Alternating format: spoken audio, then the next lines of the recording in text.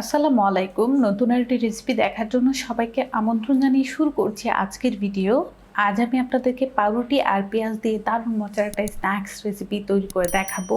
এটা যতটা ক্রিস্পি হয় খেতে ততটাই কিন্তু মজা। তাহলে ভিডিওটি শুরু থেকে শেষ পর্যন্ত দেখতে থাকুন। স্ন্যাক্সটা তৈরি করার জন্য এখানে একটা বাটি নিয়ে নিলাম আর হাফ কাপ পরিমাণ পেঁয়াজ কুচি নিয়ে নিচ্ছি। পেঁয়াজটাকে কিন্তু আমি একটু মোটা মোটা করে কেটে নিয়েছি। তারপর দিয়ে দিচ্ছি 1 চা চামচ পরিমাণ লবণ। 3টা কাঁচামরিচ কুচি করে রেখে দিয়েছিলাম, সেই কাঁচামরিচ কুচিগুলো দিয়ে দিচ্ছি। কিছু ধনিয়া পাতা কুচি। এখন আমি হাত দিয়ে সব কিছু ভালো করে চটকিয়ে নিব। হাত দিয়ে ভালো করে সব কিছু চটকিয়ে নিলাম। দিয়ে দিব 1 চা চামচ পরিমাণ চিলি ফ্লেক্স। চিলি ফ্লেক্সটাও আমি মিশিয়ে নিব। তারপর দিয়ে দিচ্ছি হাফ চা চামচ পরিমাণ ধনিয়ার গুঁড়া, হাফ চা চামচ পরিমাণ গরম মশলার গুঁড়া, হাফ চা চামচ পরিমাণ আস্ত জিরা, হাফ চা চামচ পরিমাণ রসুন বাটা, 1 চা চামচ পরিমাণ আদা বাটা, একটু লেবু চিপে দিয়ে দিচ্ছি। আর দিয়ে দিচ্ছি ম্যাগি মশলা, এখানে 1 চা চামচ পরিমাণ হবে। এখন আমি হাত দিয়ে সব কিছু ভালোভাবে আবারও মিশিয়ে নিব। সব কিছু ভালো করে মিশিয়ে নিলাম। এখন দিয়ে দেব 2 পিস পাউরুটি পানির মধ্যে ভিজিয়ে এভাবে পানিটাকে একদম নিংড়ে চিপে ফেলে দিয়েছি।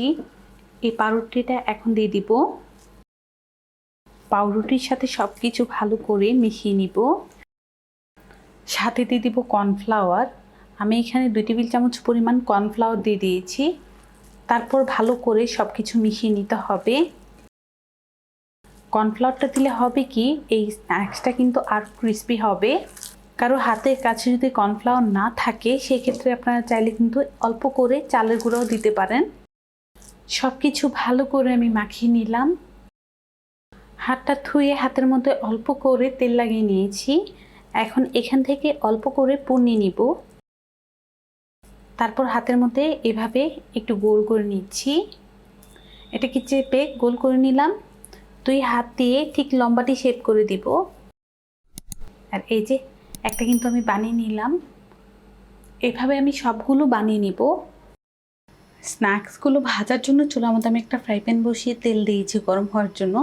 তেলটাকে আমি গরম করে নিব। তেলটা আমাদের গরম হয়ে গিয়েছে। এখন আমি এক একে করে দিয়ে দিচ্ছি। চুলার আঁচটা কিন্তু আমার একদম লোতে আছে। তেলটা যখন গরম হয়ে যাবে চুলার আঁচটা একদম লোতে করে দিতে হবে। আর একটা একটা করে দিয়ে দিচ্ছি। কিছু দিয়ে দিলাম, এভাবে কিছুক্ষণ রেখে দিব। 2-3 মিনিট চুলার আঁচ লোতে রেখে আমি রেখে দিয়েছিলাম। এখন আমি এগুলোকে উল্টিয়ে পাল্টিয়ে দিব। বাচ্চাদের টিফিনে কিন্তু এটা দারুণ মজার একটা নাস্তা হিসেবে দিতে পারবেন। যেহেতু এই নাস্তাটা অনেক ক্রিস্পি হয়, বাচ্চারা কিন্তু অনায়াসেই খেয়ে ফেলবে। উল্টিয়ে পাল্টিয়ে আরও কিছুক্ষণ আমি এগুলো ভেজে নিচ্ছি। আর ওই যে চুলার আঁচটা আমি লোতে রেখেছি, চুলার আঁচ যদি লোতে না রাখেন তাহলে কিন্তু উপরটা কালার চলে আসবে আর ভিতরটা কাঁচা থাকবে। তো চুলার আঁচটা অবশ্যই লোতে রেখে আরও কিছুক্ষণ আমি এটাকে ভেজে নিচ্ছি। আরও 4-5 মিনিট আমি স্ন্যাক্সগুলো ভাজতেছি আর এগুলো হালকা কালার চলে এসেছে দেখুন। আর চুলা আঁচটা কিন্তু শুরু থেকে এই পর্যন্ত আমি লো আঁচে রেখে দিয়েছি। আর লো আঁচে একটু ধৈর্য নিয়ে তারপর এই নাস্তাগুলো ভেজে নিতে হবে। আরও কিছুক্ষণ তাহলে এগুলো ভেজে নিচ্ছি, তারপর দেখাই। আরও 2-3 মিনিট আমি এগুলো ভেজেছি আর এগুলো কিন্তু সুন্দর সোনালি কালার চলে এসেছে। এখন আমি এগুলোকে উঠিয়ে নিব। এই যে অল্প কিছু উপকরণ দিয়ে বিকেলের নাস্তার জন্য এই স্ন্যাক্সগুলো কিন্তু আমরা সবাই তৈরি করে নিতে পারি। পরেরগুলো আমি সেম প্রসেসে ভেজে নিচ্ছি। আমি আপনাদের সঙ্গে একটা ভেঙে শেয়ার করছি কতটা পারফেক্ট হয়েছে। এটা কিন্তু যথেষ্ট পরিমাণ ক্রিস্পি হয়েছে, ভিতরে কিন্তু একদম তেল ঢুকে নাই।